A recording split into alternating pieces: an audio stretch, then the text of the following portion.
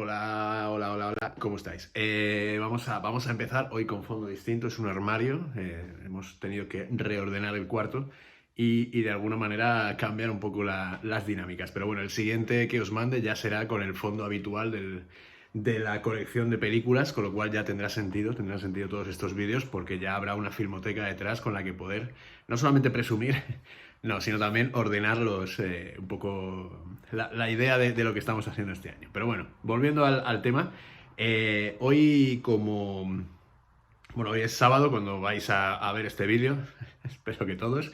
No, hombre, podéis verlo cuando queráis, ya sabéis. De cara al día 10 de diciembre, lo que vamos a meternos de lleno es en la segunda gran vanguardia del cine europeo a lo largo del siglo XX. Es la segunda porque la primera, evidentemente, es el expresionismo, que es un movimiento por el cual hemos pasado, el dado en Alemania, la UFA como gran productora, vimos todo lo que conllevó el gobierno de Ludendorff y toda la presión que hizo sobre los cineastas. Y vimos también todo lo que eran las formas y luego también las consecuencias de todo lo que se había dicho, tratado de imponer a los cineastas y que estos muy hábilmente, en no pocas ocasiones, se saltaron todas estas normas para crear un cine que ha sido uno de los auténticos valedores de la historia del cine posterior. Es verdad que hasta que hemos llegado a la última clase, incluso rastreando las influencias que a Lubitsch le llegaron, el expresionismo es una de las más importantes. Al principio del curso, cuando empezamos todo este año, os dije que para mí el expresionismo era la base fundamental de todo el cine. No solamente el que está hecho en blanco y negro, sino también muchas de las formas de las que luego podemos encontrar en el cine en color. Entonces, de alguna forma, es paradójico, pero es verdad que incluso la utilización de los espacios y cómo se crean personajes a través de ciudades o cómo los personajes están iluminados o la voluntad incluso del cine de terror, más allá de lo que se hace ahora, que es simplemente asustar con simples sonidos. Yo creo que el interés del cine de terror hasta cierto punto, que yo calculo más o menos o quiero calcular en mediados de los 90, ha estado muy influido por los expresionistas alemanes. Dejando a todo esto de lado, aunque no del todo de lado, porque es verdad que en esta segunda vanguardia europea el expresionismo va a tener una importancia capital y fundamental, el cine que nos toca ahora es trasladarnos no a Alemania ni a Estados Unidos, sino a Francia. Vamos a venir a Francia y vamos a tratar una cosa llamada el realismo poético francés. El realismo poético francés es una vanguardia de las más importantes y también una de las más olvidadas. De hecho, en Francia se suele empezar a hablar de auténtica vanguardia en la Nouvelle Vague, en el momento en el que Agnes Varda hace Point de Corte, el momento en el que Chabrol hace El Bello Sergio, o en el momento en el que Godard realiza Breathless al final de la escapada.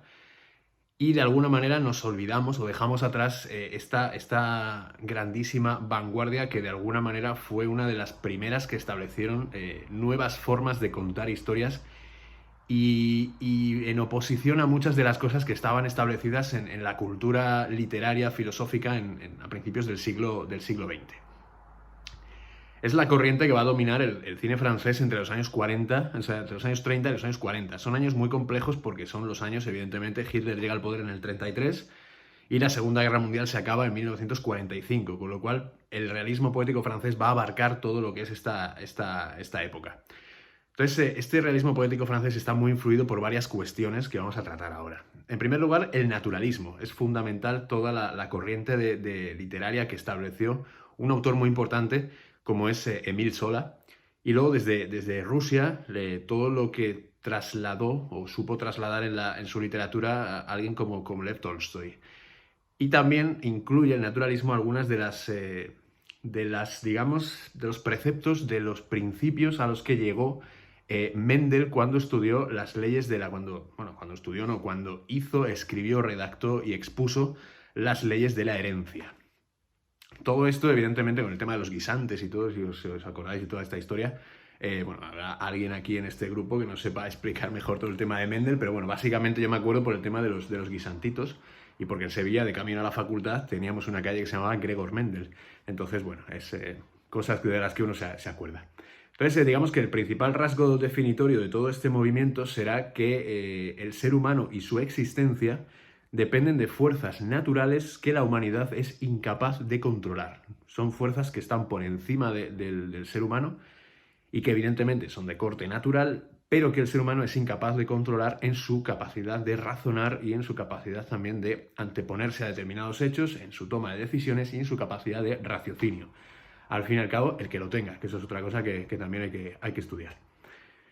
Esto es lo que en filosofía también a grandes rasgos se llama determinismo. Es todo que el ser humano viene determinado por sucesos que son incapaces de... O sea, perdón, que el ser humano es incapaz de controlar y que está determinado, su destino está determinado por sucesos que no le abarcan la capacidad racional para poder, ante la que puede reaccionar para poder cambiarlos y por tanto cambiar su destino.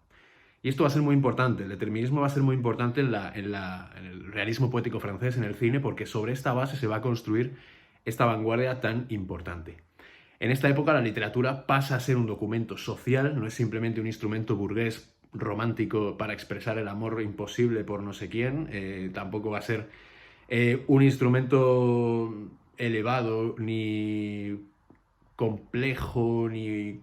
Simplemente se va a convertir en una manifestación de realidades, en una ejecución de formas físicas, psíquicas, sensoriales, emocionales, que van a ser trasladadas con el mayor detalle posible a un número mayor de públicos, con lo cual la literatura ya empieza a ser algo un poco más, o se pretende que pueda ser algo más de las masas, algo más del ser humano en su concepción más abierta, ¿no? Entonces, también todo esto contrasta con uno de los grandes temas, que es que se deja de juzgar lo que es bello y lo que es feo, sobre todo desde el punto de vista del juicio que se realiza oponiendo las dos realidades. Si uno es feo, uno es guapo, una cosa es bella, una cosa es espantosa, no se van a dejar de juzgar, simplemente se van a analizar y se van a tratar como simples mecanismos de existencia, no solamente como cosas que oponer, ¿no? Tú eres la mujer bella frente a la mujer fea, el hombre feísimo y primitivo frente al hombre bellísimo y caballeresco y todo esto, es otra cosa. Y digamos que se considera a partir de este momento también que el instinto es el que rige la conducta humana.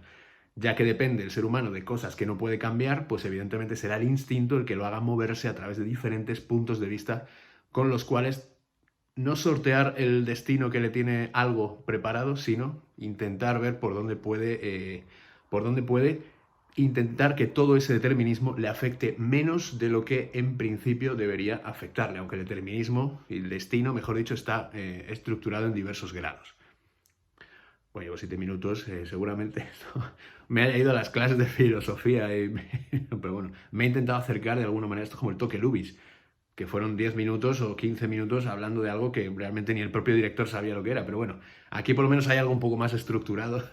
Y Lubitsch, y la diferencia es que esto sí se dejó escrito y Lubitsch, pues el pobre no nos explicó nada, porque seguramente a la conclusión a la que llegamos en el pasado viernes, ayer, pues seguramente el toque Lubitsch no sea más que una demostración de talento. Pero bueno, esto es para los que no vinisteis el día de una mujer para dos, pues también fue un debate muy interesante en torno a muchas formas de cine en torno a Lubitsch. También, de alguna manera, la literatura naturalista lo que hace es volver a las jergas, volver a los vulgarismos, volver a las formas populares de expresión. Digamos que la literatura o las formas de escritura se bajan del pedestal de alguna manera en el que se consideraba que estaban y se hace escritura para todos, se hace literatura para todos, se forma a los escritores para poder acogerles en las diversas formas de expresión que existen a lo largo de todo el continente. Esto es desde Inglaterra, Francia, Alemania, hay manifestaciones en España, Austria, Italia, todo el naturalismo va a estar bastante influido, Rusia va a estar muy influido en todo el continente. Y de alguna manera todo esto se desarrolla, bueno, antes que se me olvide también, la clase media, que son las historias predominantes en esta época, desaparece y de alguna manera empieza el proletariado y empiezan las clases burguesas, con lo cual todo esto también se empieza a oponer y las historias empiezan a ser en torno a todos estos movimientos que de alguna manera empiezan a aparecer y a ser protagonistas de la vida cotidiana, del determinismo de muchos de los protagonistas de estas obras de corte naturalista. Nace alrededor de 1870 como respuesta a la corriente literaria y artística que se dio en Alemania a partir de 1800, que fue el romanticismo. El naturalismo nace como algo un poco más pegado a la tierra, un poco más pegado a los intereses humanos, que no el romanticismo, que era algo mucho más espiritual, mucho más sensitivo, mucho más de las emociones, del amor bello, platónico, etcétera. Pues podéis rastrear bueno, aquí a Larra, por supuesto, o las músicas de Beethoven, que eso es más romántico imposible, o Chopin, o no sé si me estoy yendo por la tangente, pero bueno, más o menos por ubicar la cuestión. Entonces, entre 1800 y 1850 está el dominio del absoluto de pues, Becker también, por ejemplo, del romanticismo, y a partir del 70 cambia todo, en un periodo de 20 años, se aprovecha para pensar, y alrededor del 70 es cuando aparece esta corriente naturalista que influye sobremanera en lo que luego va a ser el arte cinematográfico. Por supuesto, a partir de la literatura naturalista, también hay que fijarse en el expresionismo alemán, que es lo que de alguna manera cuando vemos, no la película de hoy, porque la película de hoy lo vamos a considerar algo extraño, algo raro, y es por lo que más me gusta. De todas las películas del movimiento es la que más me gusta porque es la que menos, curiosamente, se parece al movimiento. Entonces es la que más nos va a dar para hablar de todo el realismo poético francés, aunque haya algunos peros con respecto a la película de hoy, que es, no lo he dicho, La Kermés Heroica de 1935, dirigida por Jacques Feydegue. Pero bueno, eso es otro tema al que ya llegaremos. En el realismo poético francés se da también una influencia del expresionismo porque el cine realista va a estar dominado por las sombras.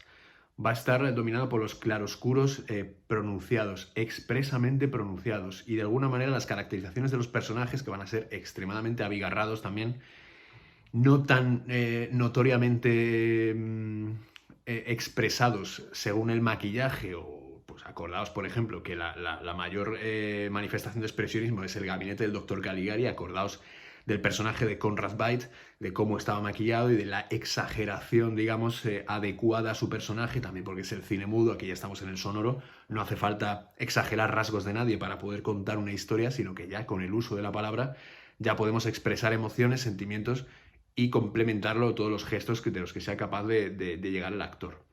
Entonces digamos que de alguna manera todo este también determinismo abocado o adherido al expresionismo, los personajes del expresionismo, pues de alguna manera están también abocados a un determinismo que no pueden controlar. Acordaos, por ejemplo, el personaje de Emil Jannings en el último. O sea, todo esto ese personaje en concreto es el preludio de lo que va a ser el realismo poético francés. De alguna manera son esas fuerzas naturales que no se pueden controlar y que de alguna manera determinan tu existencia. Podemos entrar a debatir si él podía haber peleado contra el jefe que lo despide, bueno, contra el jefe que lo degrada o tal. Pero bueno, evidentemente, desde el punto de vista del personaje, es una caracterización muy, muy importante para entender el realismo poético francés y todos los personajes que van a venir después en esta vanguardia.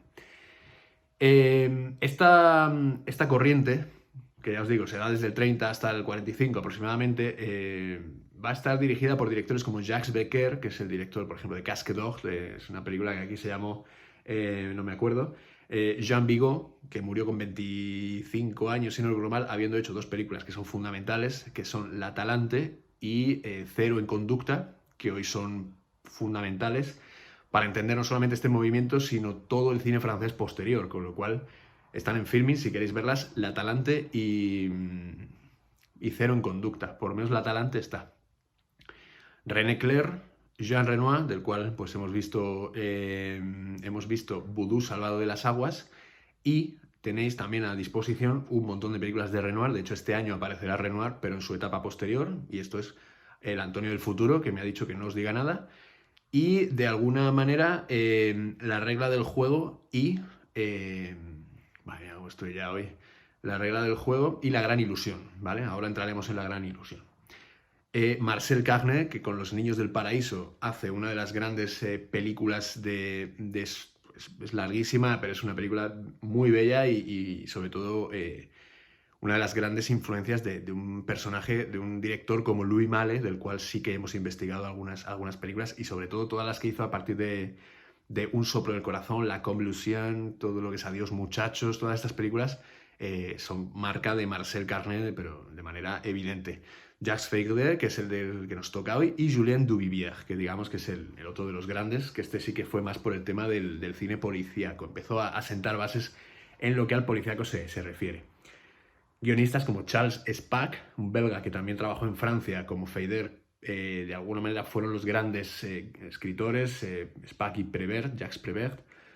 Y digamos que las expresiones habladas son importantes gracias a estos dos guionistas que van a ser también fundamentales. Acordaos de que estamos en el año 1930. El cine sonoro, el primer largometraje sonoro, que seguramente sea otro, porque esto siempre se va cambiando, pero ahora mismo está considerado el Cantor de Jazz, año 27, de Al Jolson. De alguna manera estamos en los 30, el cine sigue estando en pañales, aunque ayer vimos una película exageradamente moderna, como era Una mujer para dos, la semana pasada mejor dicho, de Ernst Lubitsch. Digamos que de alguna manera todo el cine está empezando a formarse. Hablábamos de Howard Hawks con Scarface, con Paul Mooney, y también hablamos de Eric von Stroheim en el año 29, cuando hizo Código de Lampa como bases para el cine de gángster y el cine negro, pero solamente, perdón, como el cine de gángsters, que es, digamos, muchas de las claves que luego van a utilizar los norteamericanos cuando hagan las películas de cine negro, que ellos entienden que son también esa mezcla de películas de atracos, de gángsters, etc. Sin embargo, lo que es el propio cine negro puro, el que hablamos, por ejemplo, que practican Fritz Lang en Estados Unidos con películas como la que ha salido este curso durante todas las sesiones prácticamente, que es Perversidad, o Perdición de Billy Wilder, o El halcón maltés, o Tener y no tener de Howard Hawks, la anterior de John Huston. De alguna manera, el realismo poético francés, con sus formas visuales y sus puestas en escena, va a ser el movimiento que más influya en los cineastas norteamericanos a la hora de aplicar estas fórmulas en las películas de cine negro. También los realistas franceses van a influir en, por supuesto, los neorrealistas italianos, no obstante la palabra viene de algún sitio, y en, por supuesto, la Nouvelle Vague. Lo que pasa que de la Nouvelle Vague no hablaremos este año, porque ya hemos hablado muchísimo, y de alguna manera van a ir por otro lado, porque son otra estirpe de cineastas, aunque, bueno, igual sí pasamos por la Nouvelle Vague, no lo sé. Depende, ahí lo dejo. El Antonio del futuro todavía no lo sabe. Pero bueno, ahí lo dejo, pero por si acaso. Entonces, de alguna manera, podemos resumir, por tanto, más como hicimos con el Dogma 95 de los daneses en los años 90, vamos a resumir un poco el realismo poético francés en varios puntos clave para que vosotros lo tengáis un poco más claro y más meridiano a la hora de enfrentaros a, por ejemplo, películas como El muelle de las brumas o Quai d'Orsay, que es otra de las películas más conocidas, o Los niños del paraíso, o La Talante, o alguna de estas que queráis ver. Incluso si queréis recordar alguna de las de Renoir, La regla del juego, La gran ilusión, o Vudú, Salvado de las aguas, porque os apetece volver a verla después del año pasado, esa clase que tuvimos tan fantástica. En primer lugar, digamos que los realistas van a huir de los retratos de las clases burguesas. El foco va a pasar a los obreros, a las clases obreras, va a pasar a los trabajadores puros, a las prostitutas, va a pasar a los soldados que están destinados en todas las batallas, las 1001 batallas que tiene Francia pendientes a lo largo de la primera mitad del siglo XX, porque la segunda, que ya empezará la independencia de Argelia y todo esto, ya será un conflicto aparte que tratarán, por ejemplo, Godard con El soldadito, o por ejemplo Pontecorvo, director italiano, con la batalla de Argel, pero esto es otro tema del cual ya saldremos, o en el cual ya entraremos en su día. Y es fundamental que las películas pasen de cierta clase. Acordaos, por ejemplo, pues mira, La regla del juego, aunque era muy irónica y muy sarcástica, sobre la clase burguesa, las películas, esta es otra excepción. Los franceses son capaces de trabajar sobre los preceptos que niegan o de los que reniegan, pero con la intención de reírse de lo que se hacía antes, con lo cual ahora bajamos y el foco se pone en las condiciones de los obreros, en las condiciones del proletariado, en las prostitutas. Casque d'Or de Jacques Becker es la, no sé cómo se llama en castellano, os lo buscaré, es la película que más ejemplifica la París bajos fondos. Es la película de Casque d'Or, se llama en España París bajos fondos. Y yo creo que está muy bien que la veáis para justo ejemplificar cómo Jacques Becker hizo protagonizar una película a un grupo de prostitutas en contra de todo lo que se estaba haciendo en ese momento a lo largo de todo el cine a nivel mundial prácticamente. Y luego el tema de los soldados.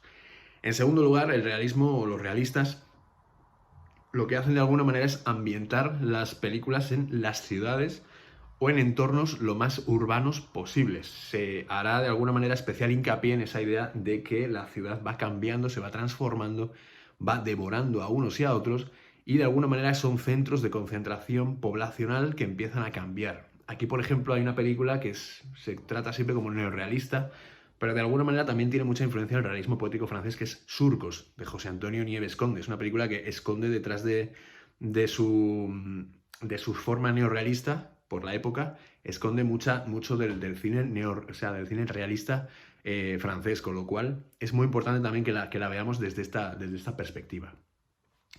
En tercer lugar, y quizás una cosa muy importante sea el fatalismo de los protagonistas. Veis, por ejemplo, El Muelle de las Brumas de Marcel Carné con Jean Gabin, que era la gran estrella de aquella época. Veremos algo de Jean Gabin, pero de su época ya posterior. Es la gran estrella del cine realista francés.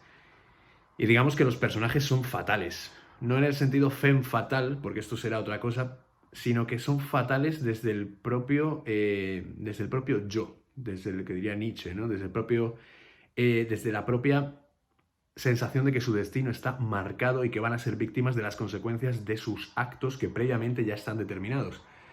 Están marcados por una fuerza natural que es superior a él y que es incapaz de controlar a este protagonista. Entonces, sobre esta idea de lo fatal se edifica todo el discurso poético que tiene esta vanguardia. Acordaos, el mayor ejemplo de todo esto son las típicas escenas estas que se han recreado en 1000 películas y en 1000 series de televisión, que son las de casi siempre en el camarote de un barco están varios personajes que no tienen nada que ver entre sí y que de repente empiezan a contar sus historias. Todos son historias trágicas, todos son historias de pérdida, todos son historias de muertes, todos son historias de sucesos que no han dependido de ellos en su gran mayoría, pero que les han llevado a ir vagando.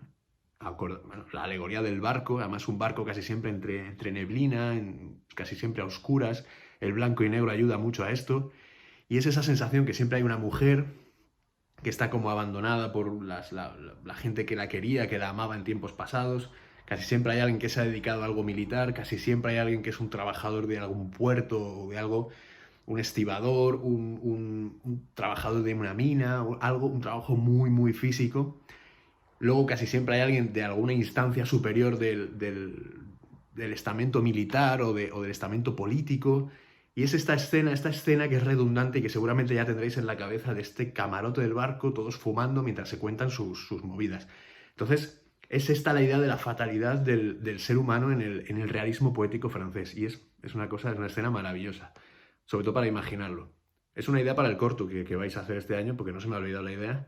Y bueno, ya que todo el cortometraje, que no hemos hablado de ello, va a girar en torno a todo lo que estamos viendo este año, pues hombre, que me metáis algo de realismo poético francés está muy bien, ¿eh? Eso va a ser... Es un aprobado, seguro, pero bueno.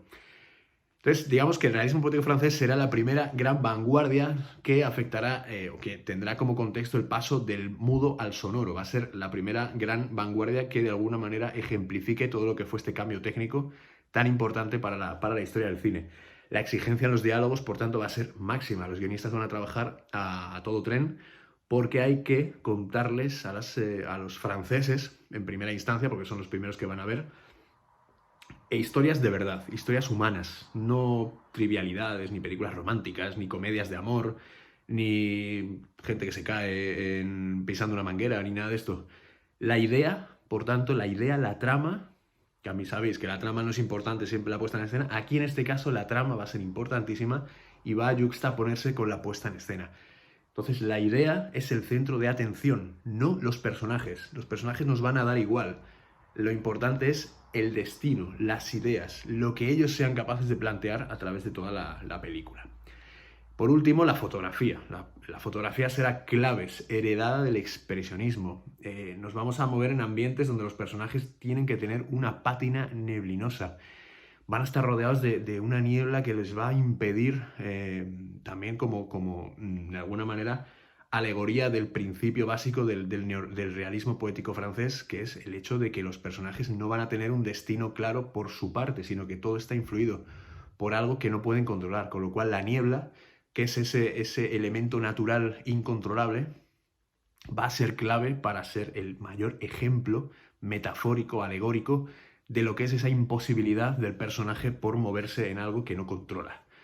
Todo esto, ya os digo, el realismo poético francés es apasionante, es una vanguardia, además os la estoy intentando contar de una manera apasionada porque realmente si os ponéis a investigar y si os ponéis a ver películas de este movimiento, es algo apabullante. Entonces, desde el punto de vista de todo esto, yo os recomiendo que veáis El Muelle de las Brumas, porque es una película excepcional que nos va a contar todo esto que queremos más o menos ejemplificar como realismo poético francés. Casque d'Or, que ya os digo era París bajos fondos también, o las películas de Jean Vigo, vuelvo a repetir, La Talante y Cero en Conducta, así como Los Niños del Paraíso de Marcel Carné, que son también películas, es una película que es también sensacional. Por tanto, hoy nos vamos hasta el año 35, nos vamos hasta la Kermés heroica, Carnaval en Flandes, también titulada. Y digamos que toda esta contradicción que existe entre la kermés heroica y lo que se planteaba en el realismo poético francés es una cosa que quiero que investiguemos en esta nueva clase del día 10 de diciembre, porque realmente esto es una sátira. Realmente aquí es una comedia, es una parodia. Sí, bueno, es una sátira que está ambientada justo en la guerra de los 80 años, en los últimos años de la guerra de los 80 años, que es justo la guerra que enfrentó a Flandes con España, con el rey Felipe IV. Tenéis ahí digamos, valores como la guerra, el honor, el valor, que son aquellos que va a decir Feder, que se rompen en mil pedazos a lo largo de la película y que de alguna manera van a ser los que de alguna forma ejemplifiquen todo lo que es la ruptura con todo el orden establecido hasta ese momento en el cine francés. La trama, por tanto, de la película de la kermés heroica no se sitúa en Francia, ¿no? Que es una cosa muy extraña porque los franceses son muy chauvinistas, se da mucha importancia a la hora de contar las historias y siempre su país, su contexto va por delante, que es una cosa que es maravillosa y es una de las grandes maravillas del cine francés. Aquí en este momento nos vamos hasta Bélgica. 17 provincias de los Países Bajos se enfrentan a España. El resultado, pues para los Países Bajos fue maravilloso, la independencia de sus provincias y una maravillosa potencia naval absolutamente y militar, absolutamente apabullante. Para España, pues fue un desastre porque perdimos una de las grandes zonas del imperio y las bajas fueron innumerables. Hay un cuadro que es de Velázquez, La rendición de Breda, que es fantástico, que lo que hace es, a manera casi propagandística, ilustrar la rendición de la última ciudad que cayó en manos de los españoles, a cargo de Ambrosio de Spínola, que era Breda. Y a partir de ahí todo fue mal, con lo cual digamos que el cuadro de Velázquez es digamos la última gran manifestación de todo lo que fue el éxito de las campañas españolas en los Países Bajos. Entonces, digamos que la película gana el premio a la mejor dirección en el Festival Internacional de Cine de Venecia y la Copa Mussolini, que era el nombre que recibía el premio a la mejor película. Esto es una anécdota, pues por ejemplo, ahora que hemos vuelto La Gran Ilusión, en el 37 ganó la Copa Mussolini y Hitler llamó a Italia diciendo que qué narices era eso de que un director francés con una película pacifista fuera a ganar el premio a la mejor película del Festival de Cine Italiano. Aquí somos fascistas para todo, menos para los franceses. Y se tuvo que crear un nuevo premio para... maravilloso, se tuvo que crear un premio aparte para premiar La Gran Ilusión porque los alemanes presionaron para que el gran premio del Festival de Venecia, el Festival de la Copa Mussolini, pues no la ganara una película pacifista francesa. A partir de ahí, bueno, pues ahora mismo nos queda el último rastro de fascismo en el Festival de Cine Italiano es la Copa Volpi, que es la que gana ahora mismo el mejor actor y la mejor actriz. Es el premio de interpretación en Venecia, es la Copa Volpi. Y Volpi fue un amigo personal de Mussolini, fascista declarado, del Partido Fascista, uno de los grandes miembros del partido, y que fue el fundador, digamos, del Festival de Cine Internacional de Venecia. Esto como anécdota. Y más un poco a la versión personal de Feder, Jacques Feder, que es un director que la verdad es que no se conoce porque no ha sido reivindicado. Es un director que nace en Bélgica en 1885, a los 25 años se marcha a París, empieza a trabajar como actor de teatro. Él nace como Jacques Frédérix, pero se cambia cuando llega a Francia el nombre a Jacques Feder. Entonces empieza lo contrata la Gaumont, la gran Gaumont y Pathé, que son las dos grandes productoras francesas, lo contrata Gaumont, empieza a trabajar en el cine mudo como director y la Primera Guerra Mundial interrumpe todo este camino en el que él empezó a hacer cine, que no retomará hasta 1921, es decir, 3 años después del final de la contienda. Él va trabajando y en el año 29 la Metro-Goldwyn-Mayer le ofrece un contrato en Estados Unidos, un contrato que en principio va a ser de larga duración, y allí en Estados Unidos llegará a dirigir pues a la más grande, ¿no? En ese momento, que era, o una de las más grandes, que era Greta Garbo. Hará 2 películas con ella, que serán El beso y Anna Christie, 1930 y 1931, pero antes dejará aquí, en Europa, 2 éxitos. Thérèse Raquin, una basada en la novela de Émile Zola, y una versión belga, otra más, de Carmen, de Mérimée, esta vez con Raquel Meyer, que era otra de las grandes actrices europeas del momento. Él se va a Estados Unidos, regresa a Francia en el año 34 y de alguna manera empieza a hacer varias películas. Trabajará se marcha a Inglaterra a hacer La Condesa Alexandra con Robert Donat y Marlène Dietrich en el 37. Tiene una filmografía no demasiado prolífica, hace 26 películas en 30 años. No está mal, no es uno de los directores más destacados de la historia del cine francés, y él muere en mayo de 1948. Muere pues, a los 57, soy malísimo en números, pero bueno, sí, 50 y pocos, 60 y pocos, 50 y muchos, 60 y pocos. Tenía que haberlo mirado, pero bueno, he cogido las fechas y no se me ocurrió mirar la edad, pero bueno. La Kermés Heroica se rueda en 1935 y es prohibida por los nazis en el año 1940. De hecho, la prohibición fue tal que Feydeck comenzó a recibir amenazas y tuvo que marcharse a Suiza por su propia seguridad. Su muerte temprana, que hemos llegado a la conclusión de que murió tempranamente, y la hostilidad a su figura que impusieron los críticos de Cayers, entre los que estaban Truffaut, Godard, Chabrol, Romer, Rivet, todos estos, ha hecho que su reivindicación no haya sido efectiva hasta que antes de morir René Clair, en el año 81, dijera que Jacques Feydeck no ocupaba el lugar que su obra y su carácter le hicieron merecer.